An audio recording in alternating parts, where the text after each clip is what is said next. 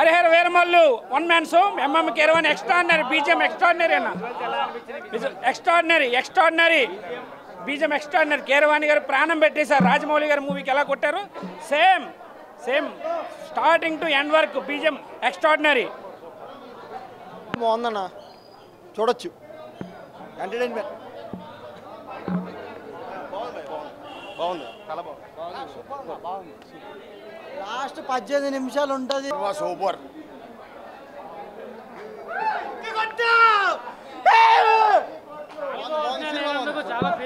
1000 కోట్లు వసూలు చేస్తుంది. బాహుబలిని మించి ఉన్నది సినిమా.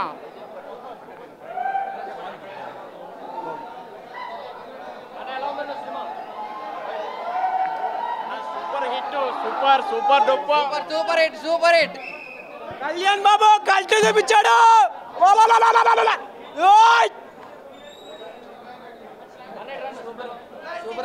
వేరే లెవెల్ లో ఉందన్న, వేరే లెవెల్. కళ్యాణ్ బాబు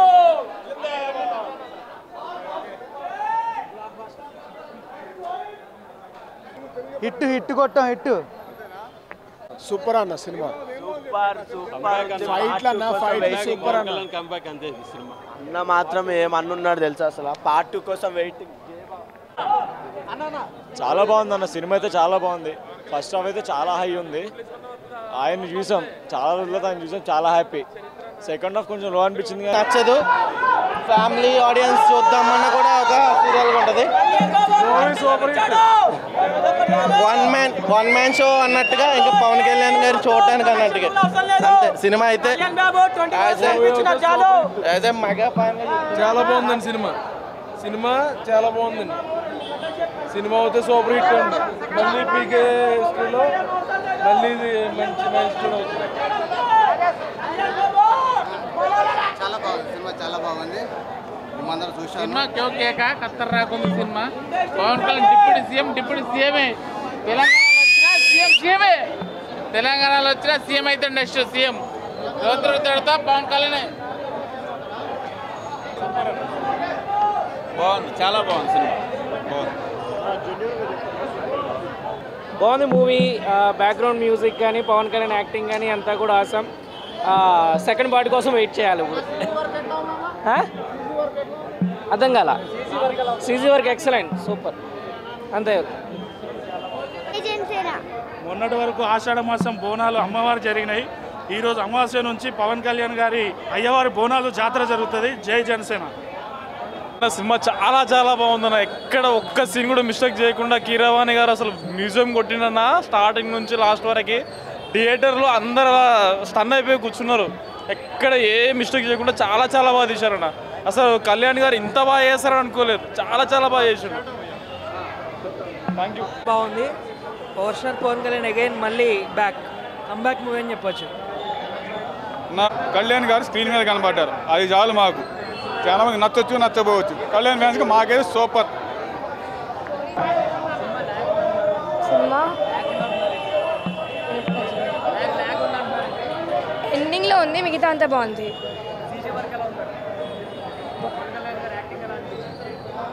హైప్ రావాలి.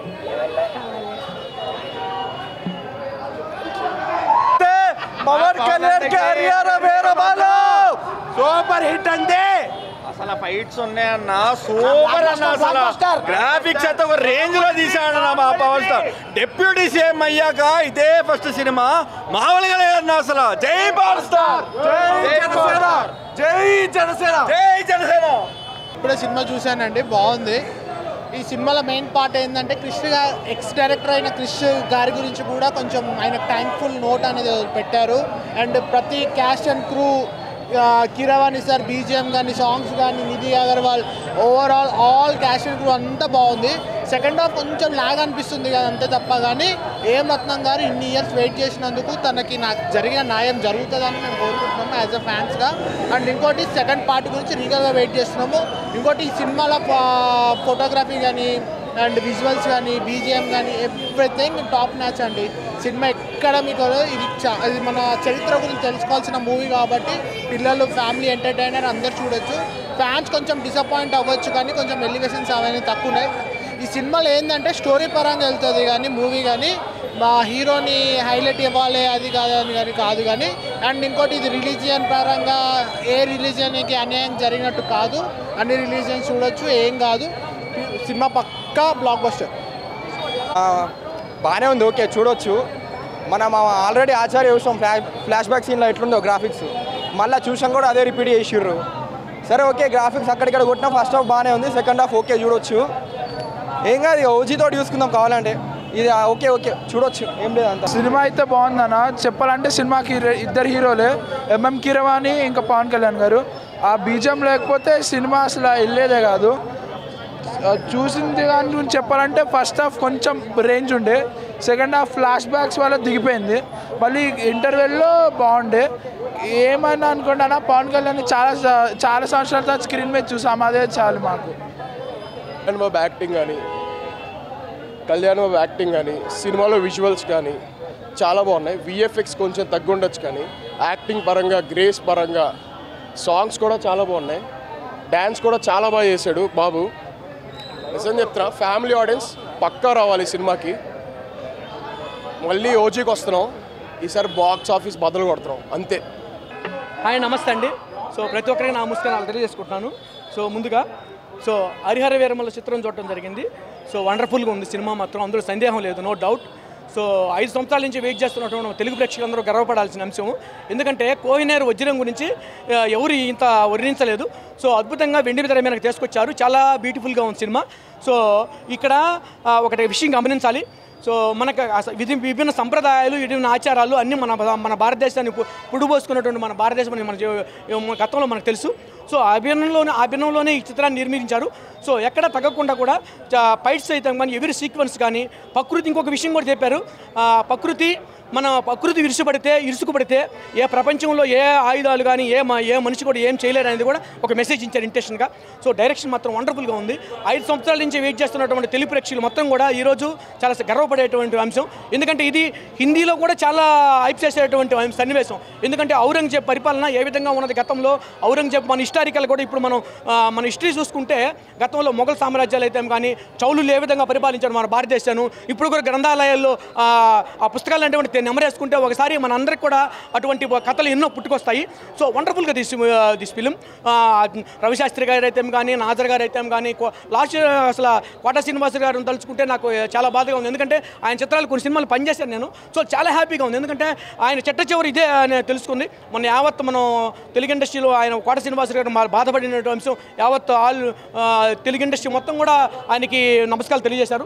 సో ఆ విభాగంలో చివరి సినిమా సో చాలా బాగుంది. అయితే హరిహర వీరమల్ల అనే పదానికి, ఆయన తీసుకున్నటువంటి కాన్సెప్ట్కి కృషి గారు ఏ విధమైనటువంటి కథను ఈ ఎండితెర మీదకి తీసుకురావాలని ప్రయత్నం చేశారనేది ఆయన గతంలో కూడా కృషి గారికి చాలా మంచి థాట్స్ ఉన్నాయి. ఆయన ఇంకా మరిన్ని సినిమాలు తీయాలి.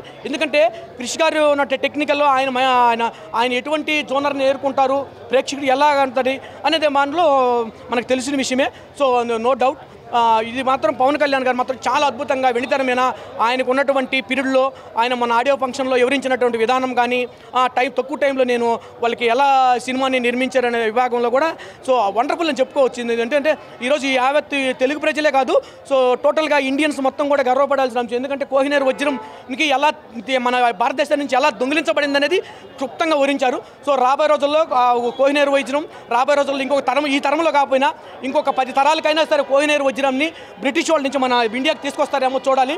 సో మన తరంలో మనం చూడలేకపోయినా మన పెద్దలు, తాతలు, ముత్తాతలు కూడా ఆ కాలంలో ఎలా జీవించారనేది కూడా క్లుప్తంగా ఈ చిత్రంలో వర్ణించారు. సో గతంలో మన పెద్ద చిత్రాలకి ఎలా మన అందరికీ తోడ్పడినట్టు. Thank you. ఇట్లు మీరు పార్ట్ 1 ఇది. సో పార్ట్ 2 రావాల్సిన వెయిటింగ్ ఉంది ప్రతి ఒక్కరికి. So thank you. ప్రత్యేకంగా పవన్ కళ్యాణ్ గారి ఫ్యాన్స్కి మాత్రం ఇది ఒక చాలా ఇంకా చెప్పుకునే విధంగా లేదు.